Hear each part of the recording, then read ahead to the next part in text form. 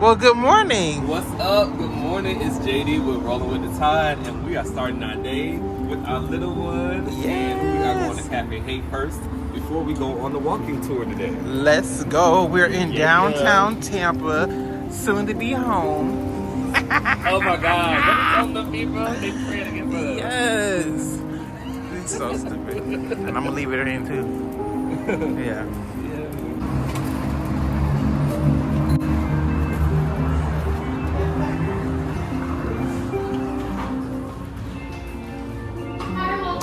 Hello. It's beautiful, right?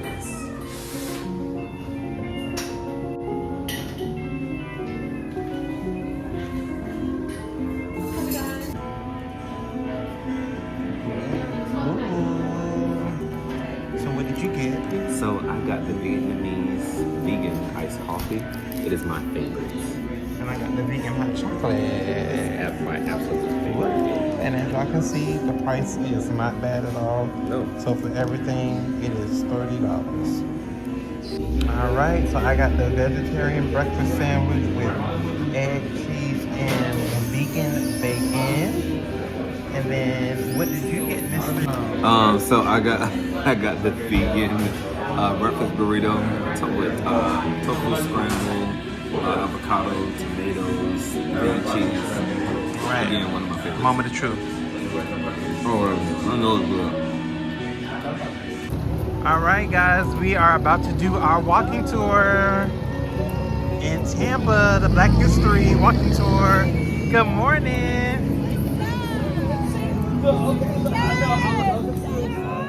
Yeah, we both from Tampa. Yeah. Yes. I love when people are from Tampa because if I don't shock you, Yeah. I'm gonna get your money back. Absolutely. I love it. That's what, because we talk about it all the time. Like, we from, certain parts of Tampa or whatever you like. That was predominantly us, but we never knew about our culture. Because you don't. Yeah. This is I'm not from Tampa, but I've been here like 27 years. My kids are You from Tampa. here, baby. Yes. I know. You My from here, husband baby. like, stop telling people. You from here, baby. And my family think I'm so country right now. Of course.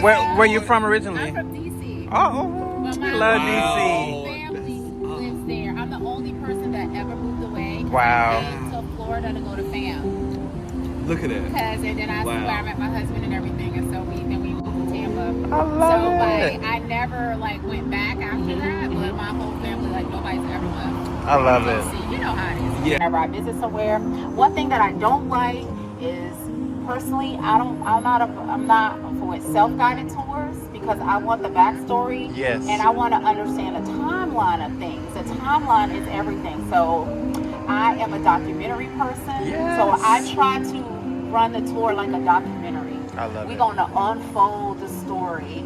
And then you know how in a documentary they always pop out with an interview and you're like, oh my God, how did we not know this? Mm-hmm. That's the vibe that we're going for. Yes. And so we're going to start our journey right before or right around the time of the Civil War.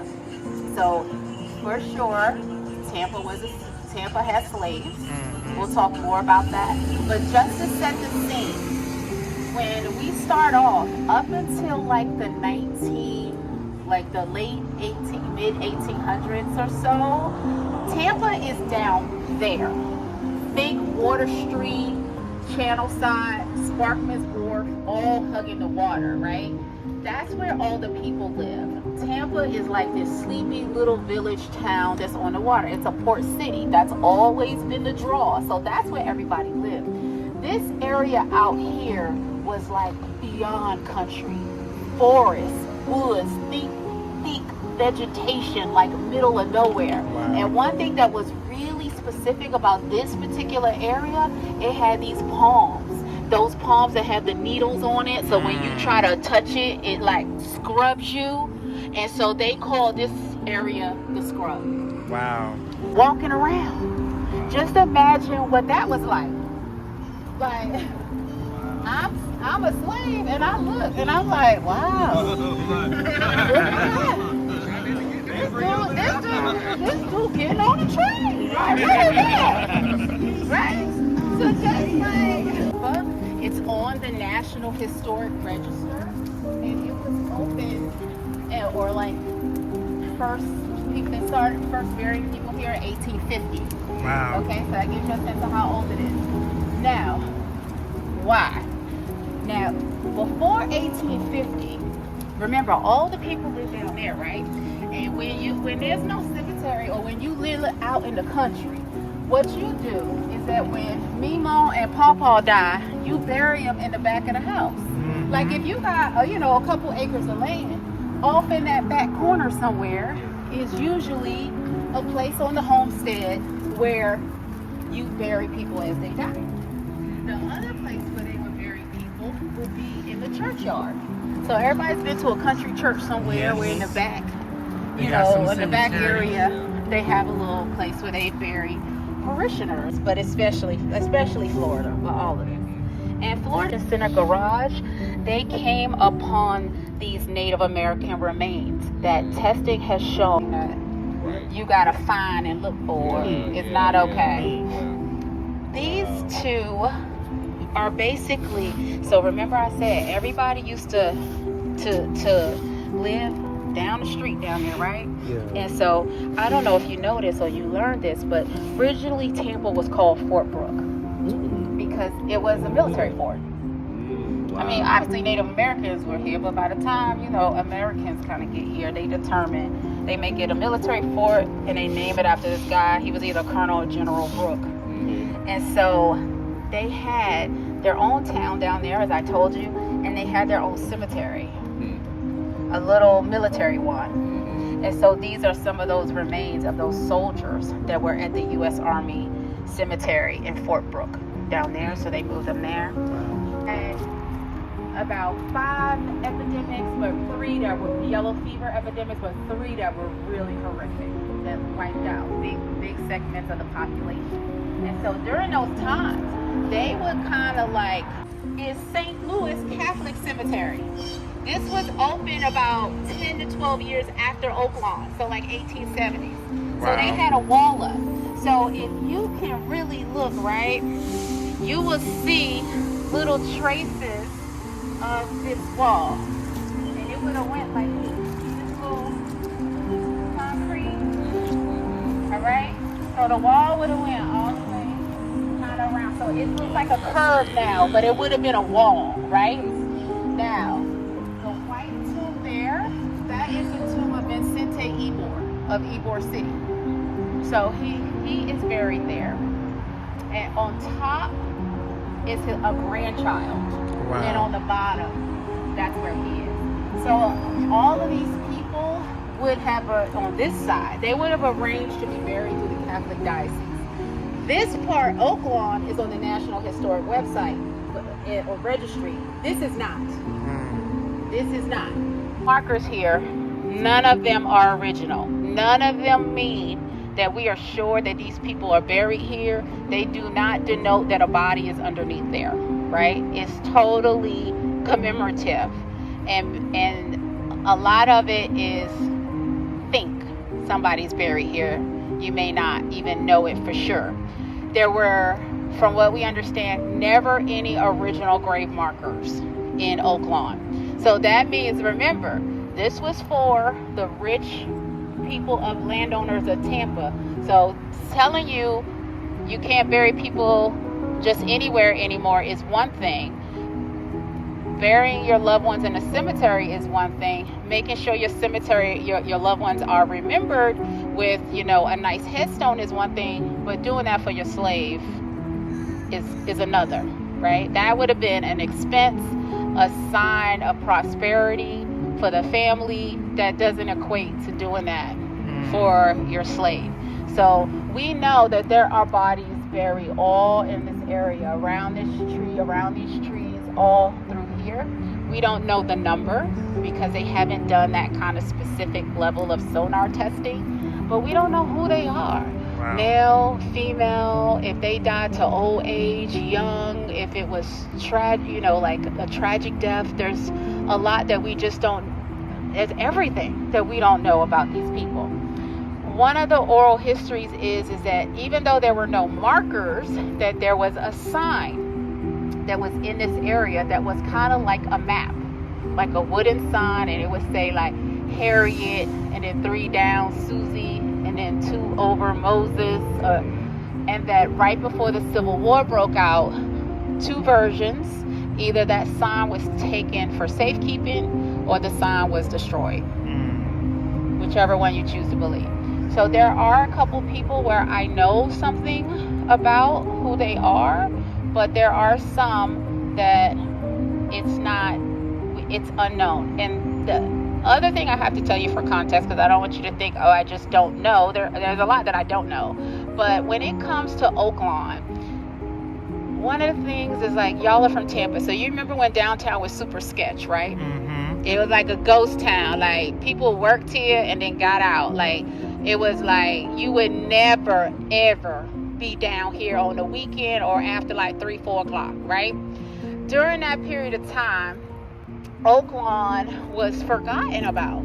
This is just some cemetery downtown like nobody cared about. And so you would have a lot of vandalism, homeless, sleeping, trash or whatever. And I'm just thinking the city of Tampa wasn't collecting enough taxes or just wasn't worried about paying attention to it. Away about who they were and what their life was, and that, how you die also helps to recognize that your life had meaning. That it allows people to remember you. So they were robbed of that. Wow. So there are a couple ones here.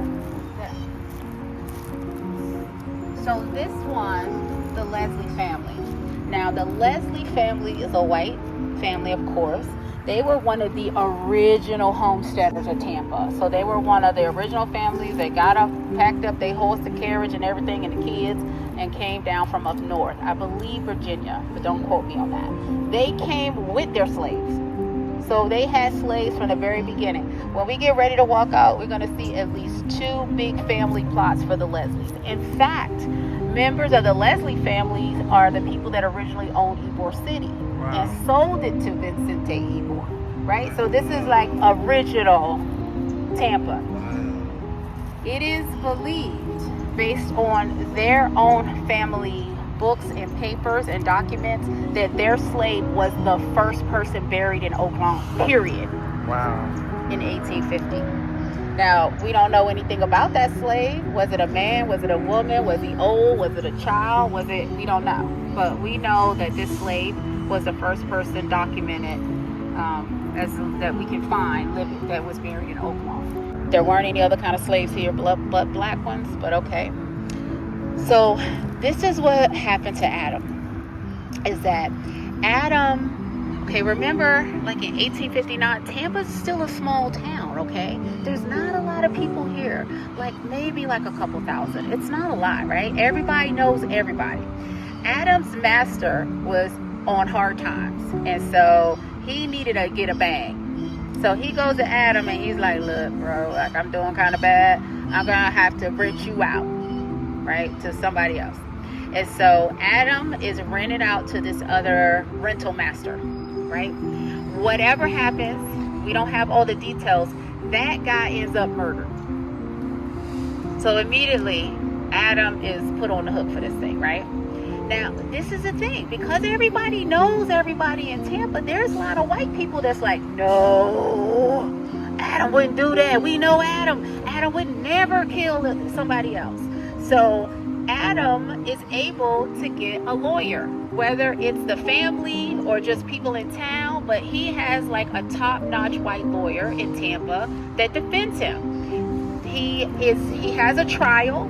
During the trial, it's a mistrial. That's wild. We're talking 1859. This is a slave accused of killing a white man. It's a mistrial. That means half the people on the jury, at least, didn't think that Adam did this, right?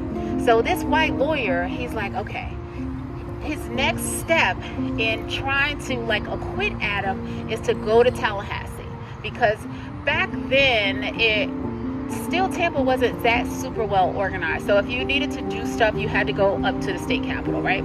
So this lawyer, whatever his strategy was, I don't know if he's trying to go get evidence thrown out, witnesses thrown out, whatever, but he decides, I gotta go to Tallahassee so I can be ready for the next trial for Adam. Soon as that man hits Hillsborough County line, they storm the jail and lynch Black Adam. Wow. And so based on that newspaper, we know that he was interred here in Oaklawn. Yep. Wow. Actually, right in this pillar where you enter the garage. So this is apartment building. So parking on the bottom, apartments on the top. And it kind of would have been like right here. Okay, so we can cross over. There's a historical marker here that you can explore, take a picture of, and I'll give you the backstory. And there's a little seat that you can pop squat plus that. So originally, this school was called school number 2, and that's because the white school was school number 1. Just that simple. Wow. All right, and so eventually the school would be named and referred to as the Harlem Academy. And that's because once we get to the end of our journey, we'll definitely be talking about how Tampa became known as the Harlem of the South. Itself was like organized in 1816, but the building itself was erected in 1916. 1916. So the important thing is that when, at a certain point in time, this was the most impressive and largest gathering place for the Black community in Tampa. It's a beautiful church, right? Yes. And so when you had important people come, Black people come to Tampa, this is where they would do a lot of the organizing, meeting, and hosting of them, no matter what denomination they were. A lot of history out of their pulpit and in those pews. So this is a real landmark because of that, on that side of the building. And so they released a documentary this year. What was it, 2026? And they interview almost everybody that's still living, I think, for the most part. The thing that stands out about this is that obviously, because it says the participants belong to the 2 Black high schools in Tampa, everybody that participated would have been no more than 17. Wow. Can you just imagine their parents? Because their parents would have really experienced racial terror, right? So even though your kid is telling you, and people are convincing you, it's a non-violent protest.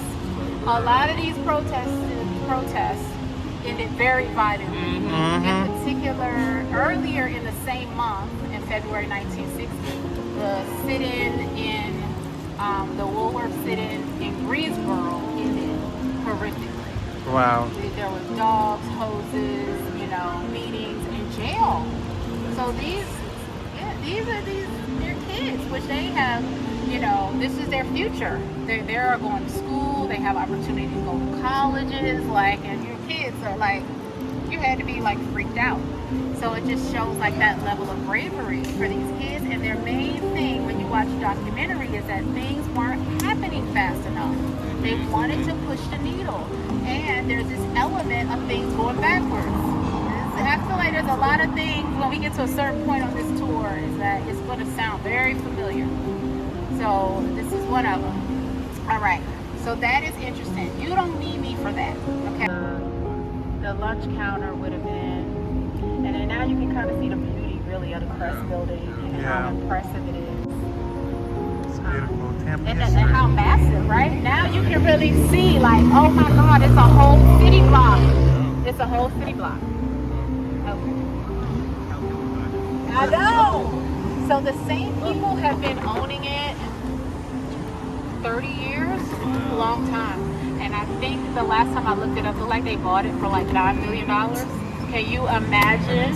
Can you just imagine? So obviously they're not in need of money, right? They're just kind of holding it. Yeah. But it's on the National Historic Landmark, so there's a lot of finessing when you talk about trying to revitalize it or rehab it. There's a lot of, I'm sure with the infrastructure, the outside, it's probably like a lot. You can't demolish it. Yeah. So. One day I'm gonna perform here. Marker to him in the headquarters that we will see that it's a plaque showing that he's the first fallen sheriff of Untold County. Wow. The problem with reading Black history is that it doesn't say he's the first, also the first black sheriff of Untold County. So you may see that and think, you don't know the dual significance. Right. But yeah. So that means they didn't even try in the 1870s. Black people were streamed in from all parts of the county. Some of them pretty old. They used to imagine being 60s and 70s by doing will be legally married. So they came from all parts of the Plant City, you know, almost to the edge of Polk County, down to like all the way down to Sussex Center, coming to get legally married. Don't get it twisted. This is also the spot where they sold slaves. Wow. 1,000%. One thing that they know, but they don't own as much in Tampa, is that Tampa was an important spot on the slave trade. That port got work. I mean, it's a big port. It's an important port for a reason. And so we know that slave ships would come from West Africa, maybe stop Haiti, Bahamas. There are a lot of people in Tampa that are of Bahamian descent. I am. Yes, a lot of people. When you look at the census records, a lot of people, and they knew they were from the Bahamas. Mm-hmm. So there's some kind of recollection there of like how you got here. And so they would come and go, then it would go to Key West and then up into the Gulf of Tampa. So in times where that slave ship was coming and that they knew it was coming, they would advertise that it was going to be a slave sale Monday, where there would be a lot of activity going on. 100%. Wow. We could go really down a rabbit hole talking about that, because there was also a place called Angola that's a little bit south, down 75, and it was basically a whole town of runaway slaves. Wow. Hey, they getting it, yeah. When JFK visited Tampa 5 days before he went to Dallas, okay, his motorcade would have come right down Florida Avenue. While he was here, a sniper was arrested out of that hotel. Wow. What? So they was plotting many times to kill him. Oh, yeah. During that time, so this is like in the 40s, this was like the place to be, right? It was like that whole like speakeasy kind of vibe and a known mafia hangout. So the mafia presence in Tampa would kind of like occupy like the back east. They're like, you know, this is where they did business and stuff, you know, in the back. So that kind of, then you can draw the line between like whether the mafia nigger in our house. Wow. Right? Wow. So they did not like it. The other thing about Theodore Roosevelt that he did with the South was up in arms with all these black postmen out there, because what Theodore Roosevelt had done was open the civil service exam to black people. This used to be the gateway to federal employment. Think the ASVAB for the military. You gotta take it, right? And depending on what you score, depends on what job you could get. Well, you have black folks coming in there getting the score. I mean, hey, I qualified for a black federal job to work at the post office. You had to know how to alphabetize. You had to know, I mean, like all those things that people don't need to know now. We can do it. We're beasting it. We're getting the jobs. Well, Theodore Roosevelt is hearing about all this racial terror in the South towards black employees, black postal workers. And you know what he says?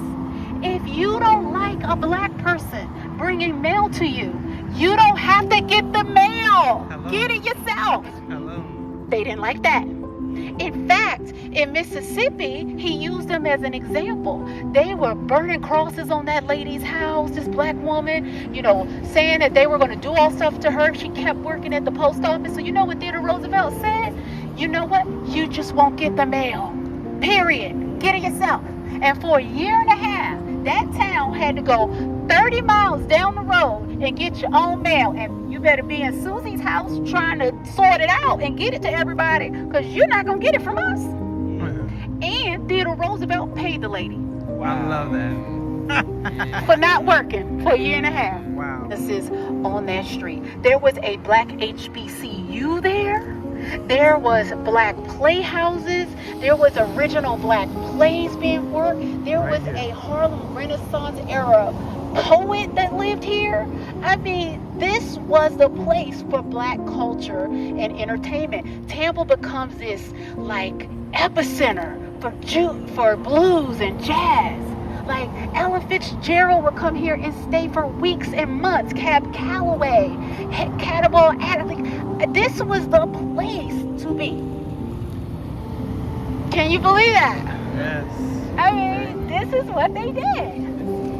They didn't give up. They said, okay, you don't want us anywhere else. We will go to our own communities. Right? This building here is one of the few original Central Avenue era buildings. And this is where the Tampa Longshoremen were headquartered. They just put, in the same 2 weeks ago as the Adobe House, they put a historic marker there for them. Let's see. Block workers in super dangerous way. And so Perry Harvey, he was the person that really realized that they could unionize, and if they all worked together, they could assure that they all were able to get the best wage, right? And so they were able to run that dock. So we're gonna throw you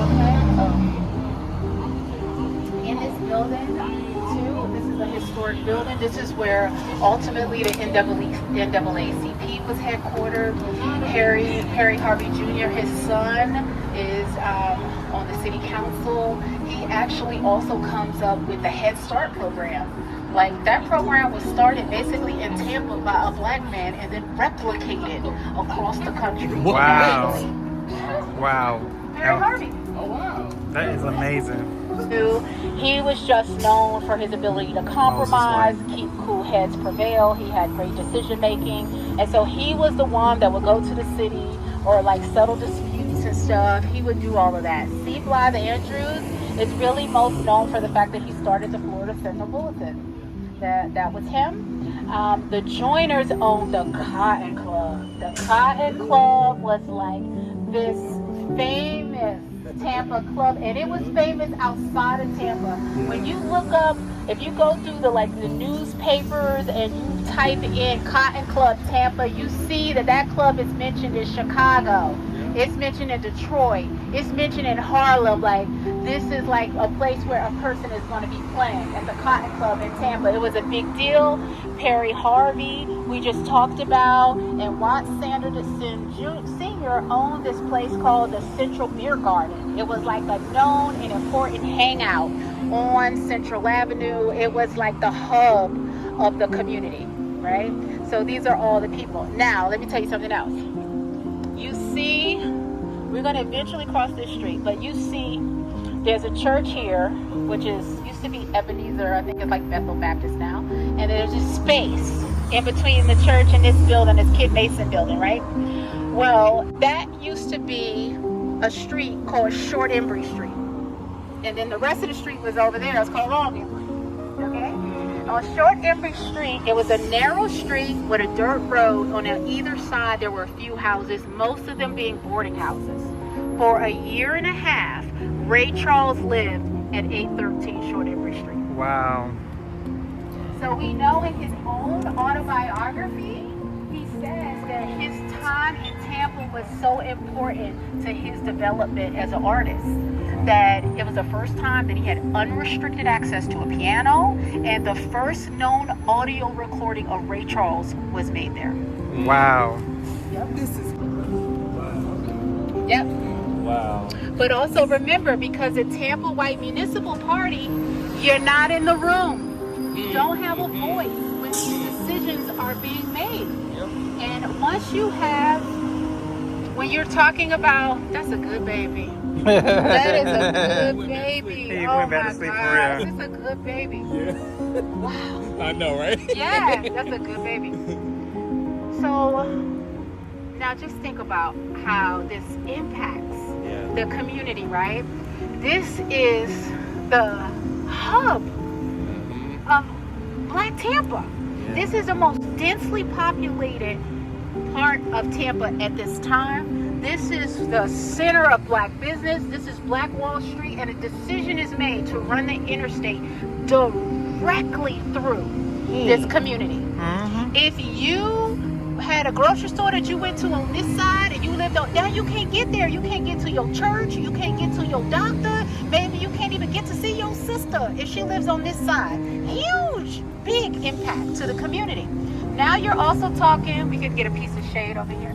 We're also talking about eminent domain. When eminent domain comes in, there are people sitting in a room that decide what your property is worth. What you're going to get is not about making you whole or what's in your best interest. Everything is in the best interest of the community. So if you have a house and they determine that $500 is what you get, there is no appeal, there is no protest, there's nothing. If you don't move out, your property will be bulldozed. Wow. That's it. So you have people that are dramatically impacted by this. Also think about, Lord have mercy. Yo, come on. You gotta get a Xanax. You gotta calm down. You need to see a therapist. Okay, so you have that. Now, if you were a business owner and you said, I'm gonna try to stick it out, right? You've lost half your customer base because those people on that side, they can't patronize you anymore. But also, you're talking about a 10 to 15 year construction project. How you survive that? Living in the middle of rubble, because not only did they decide to run the interstate, they decide to put the off-ramps. Wow. So it's not just like, oh, it's gonna just go over. No, now it changes everything. Now they're removing the off-ramps because they have decided that people want a more walkable community. And they don't want that. I mean, this is like unbelievable. Wow. Right? So now they're removing it so that they can then, what do they call it? Like reestablish the original grid. That tell you about really influential people in the Black community. If it wasn't for them, the only thing that probably would be here is that sign you took a picture of. All the holograms, like, as you walk by, the jazz statues, all of that is them. So at least this is here. This would just be like a cute dog park. Right. Exactly. So they did do that. There is something. There's a statue of Perry Harvey down there. Like they went out of their way to make it something where you can go back and remember. Yeah, and they are actually funding the museum. That's them. They're funding that. They're funding that. They're paying for it. Yep. So they're doing that, and so a lot of that, at least we have that. Yeah. So they kept the church. They refinished the church. They did all that. Yeah. So at least it's that. I love it. Yes. Wow. This was beautiful. I've never, ever. Okay, wait. You gotta do me a video. Yeah, will you do me a video? Okay. All right. We all will. Look, Okay. But I have never took a tour of Tampa because I'm like, what is needed? Like, it's not needed or whatever. I know everything about Tampa. Right. This tour has opened my mind so much, especially about Central Avenue, about like the first African American school, only going to 5th grade. It just honestly reminds you so much of that you have to take up space in everything that you do. Walk in a room with power and knowing that you belong there. Yes. Like, this is your space. This is your space. Yes. So come take this tour with JR. Like, she's freaking amazing. Yes. Please come take this tour. It's needed.